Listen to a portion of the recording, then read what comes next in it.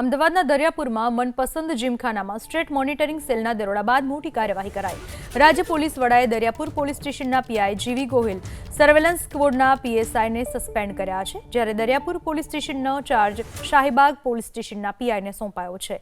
2 ઓગસ્ટના રોજ મનપસંદ જીમખાના ક્લબમાં ચાલતા જુગારધામનો પર્દાફાશ કર્યો હતો।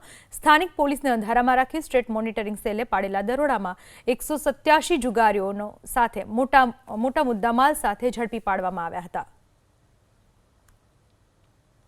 મનપસંદ જીમખાનામાં દરોડા પાડવામાં આવ્યા હતા। 187 જુગારીઓને ઝડપી પાડવામાં આવ્યા હતા। સ્ટેટ મોનિટરિંગ સેલે દરોડા બાદ મોટી કાર્યવાહી કરી।